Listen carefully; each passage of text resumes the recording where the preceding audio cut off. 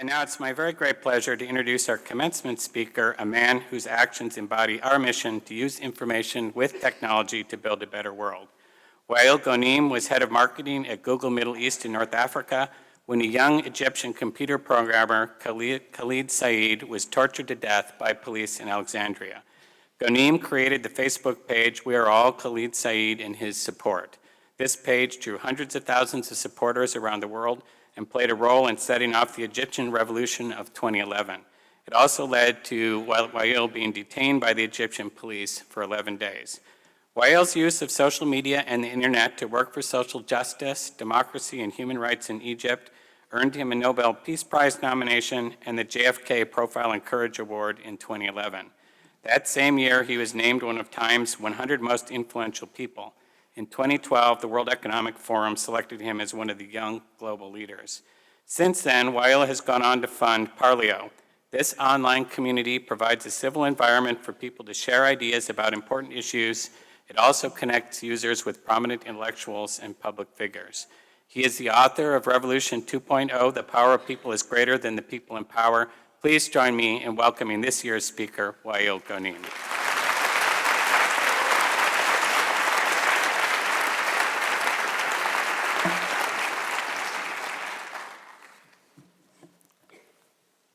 Wow, what an honor to be here. Congratulations, everyone. Thank you, Professor Paul Resnick, for inviting me. I'm very grateful for our friendship.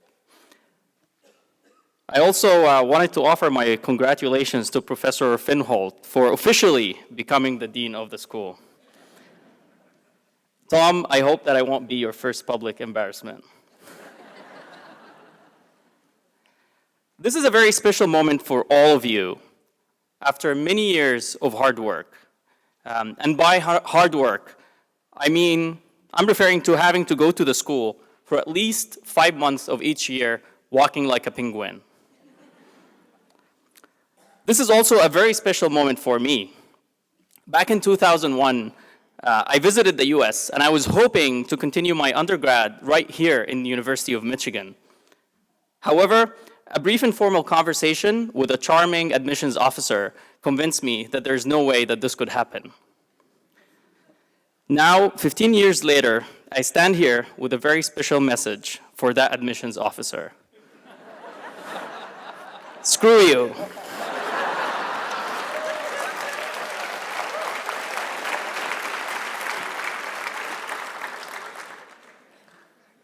I'm actually flattered.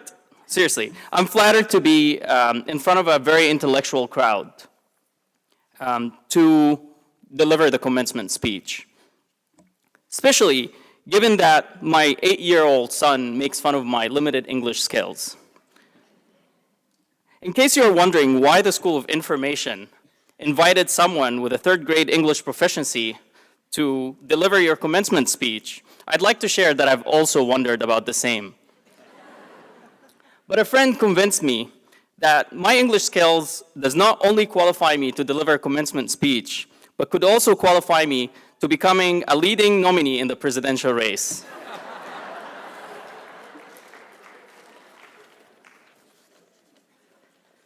I got small hands, though.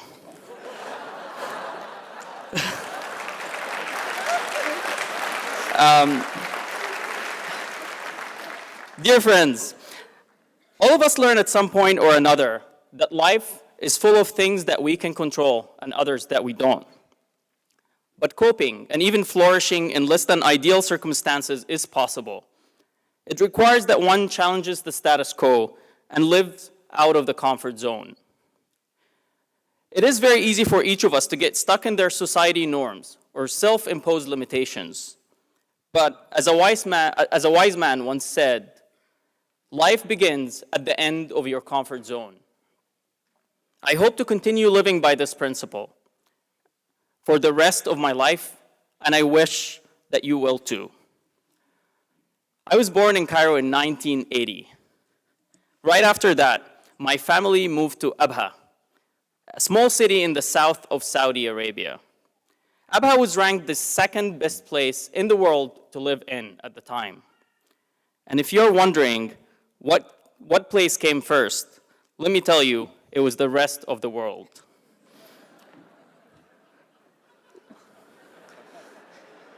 I like that. Luckily enough, I moved back to Egypt when I was 13. At the age of 16, I witnessed the beginning of the internet revolution. I still remember how the now ancient fax modem beeping connected me to a world of opportunities and aspirations. A world that changed my life forever. Using the internet, I taught myself programming, improved my English, not that much, and became friends with people from around the world. And at the age of 17, I built my first website, an online media platform. I actually had to borrow $25 from my cousin because at the time I did not even own a credit card. In a couple of years, that website became the most visited in the Middle East. And on a very personal front, my life was also changing. I got married at the age of 20. That's not funny. In 2000, I met my wife on an online forum that I created. She was living in Upland, a small city in Southern California, and I was living in Cairo. We got to know each other through instant messaging. We fell in love virtually. How cute. Despite being thousands of miles apart. And to make things crazier, we got married on the first day we met in real life. Sorry. We've been now together for 15 years and blessed with 2 beautiful children. Thank God, they look more like her. After graduating, I wanted to work for Google. Their motto of great is not good enough is something that I've always wanted to believe that my life should be based on. It was such a life principle that I wanted to adopt for the rest of my life. So I got rejected for a few times over the period of 2 years. I kept applying, getting rejection, applying, getting rejection. But eventually, persistence paid back. They hired me to lead their product and marketing efforts in the Middle East. Life could never have been better for me. I had a dream job and was living a very comfortable and happy life. However, I always felt depressed about the fate of our country. Egypt was ruled by Hosni Mubarak, a dictator who had been in power for 30 years, since I was born, who had brought Egypt to ruins for generations to come. Amidst these dismal circumstances, young Egyptians were flooding the web, thirsty for knowledge, for opportunities, for connecting with the rest of the world. We escaped our frustrating political environment and lived in a virtual life online. And in June 2010, my life once again changed forever. While browsing Facebook feed, I saw a terrifying photo of a dead, tortured Egyptian.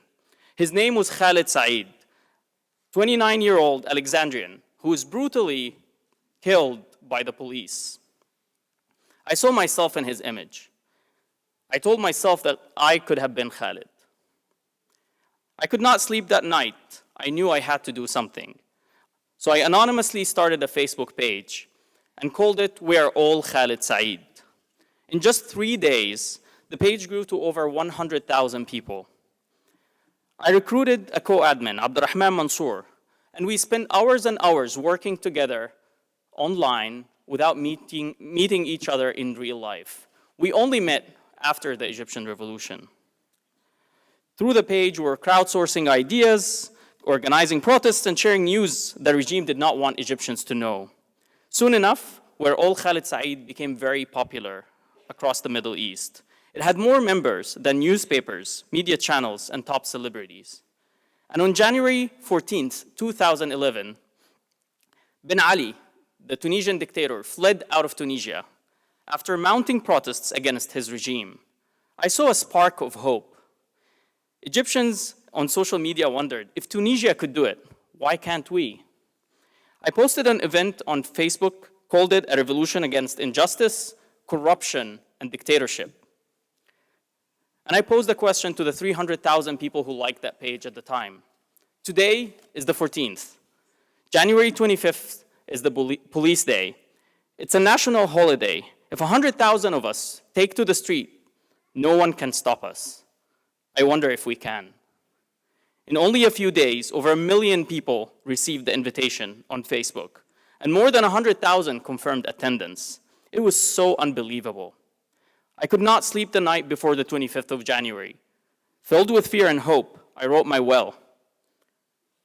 I hugged my kids and wife, hoping to see them again. I knew I was taking a very big risk. I arrived at the protest, but there was barely 200 protesters. I started losing hope. I started losing hope. But a more experienced protester told me that I have to be patient. People will come. Egyptians always come late.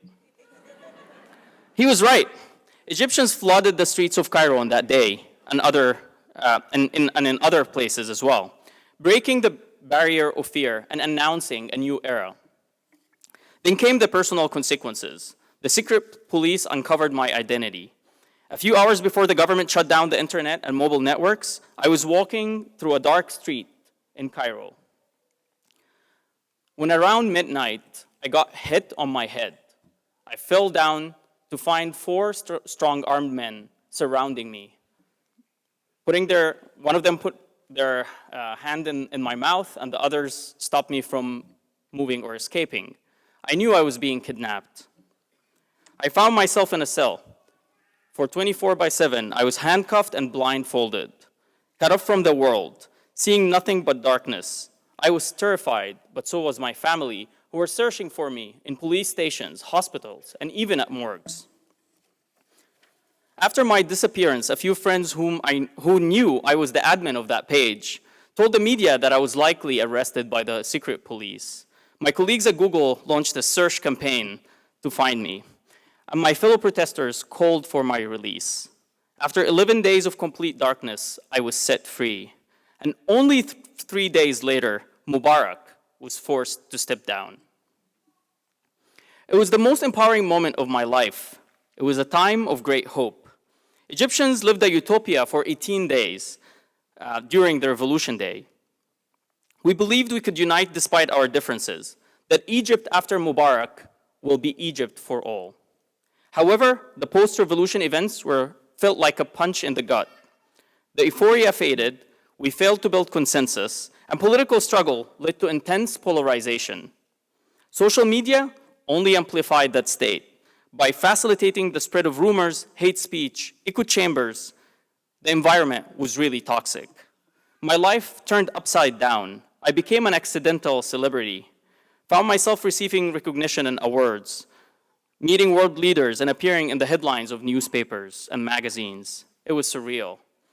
But it wasn't all positive. My online world became a battleground filled with trolls, lies, hate speech, and threats. I began to worry about the safety of my family and slowly started suppressing the rebellious spirit that have always defined me and defined my life. In June 2013, the army ousted Egypt's first democratically elected president, Mohamed Morsi, after 3 days of popular protests. Egypt was going from bad to worse. That day, I made a hard decision. I decided to go silent on social media. I felt helpless. It was a moment of defeat. I had to leave the country, and it's ironic that while I'm in front of you here speaking, I cannot actually go back to see my mom and dad in Egypt. And for more than 2 years, I largely disengaged. Deep inside me, I was not happy. I used the time to reflect on everything that had happened and why did it happen. So I moved to California and resumed working for Google, but a feeling persisted that I must fight back. It was only a matter of what should I do. I made a decision to leave Google to start a new company. So in 2014, I co-founded Parlio with 2 of my friends, a social media platform addressing those challenges I've witnessed during the Arab Spring days. We wanted to build an online conversation space centered around civility, thoughtfulness, and mutual understanding. A few weeks ago, Parlio has been actually acquired by Quora, the well-known knowledge-sharing network, but that's a story for another day. Today, I remain determined more than ever to challenge status quo and to live out of my comfort zone. I am confident that the democracy that we aspired for in Egypt is going to happen. And as Churchill once said, success is not final. Failure is not fatal. It's the courage to continue that counts. My dear friends, I genuinely believe that there hasn't been a time in our history where humans were empowered like today because of the internet. I feel very lucky to be living in this era. You should too. Graduating from your school, you are all well positioned to challenge the status quo of the internet and impact the next generation of the web. And if there is one thing I want you to go back and think about from this speech, it's what I'm going to say now. One of the biggest challenges facing today's internet is what I call the attention economy. The algorithms of today's social media is optimizing for attention, likes, shares, retweets. The speed and brevity of today's internet forces us to jump quickly to conclusions. We share sharp opinions about complex world affairs in 140 characters. Rumors, clickbait content, echo chambers, online angry mobs are all side effects of this fast world of technological advancement that we're living in. This is a very serious issue. If there's one thing that we could learn from the evolution of the food industry, it is if we only optimize for what's profitable and tastes good, we will end up with an outcome that's certainly bad for our health, society, and our environment. Let's not make the same mistake. I'm hopeful that we can work collectively to enable the internet to fulfill its promise as the most powerful platform for connecting humanity and bringing us together. Dear friends, in my solitary confinement, as I was blindfolded and handcuffed, I had my moments of regret. I wondered, why did I get myself into all this? What kept me going was the belief that it doesn't really matter how many years someone will live. What matters is having the courage to challenge the status quo. Before I end, I want to leave you with this totally profound, never heard before advice. It's not going to be a joke. Take risks, follow your passion, challenge the status quo, and get the hell out of your comfort zone. Thank you.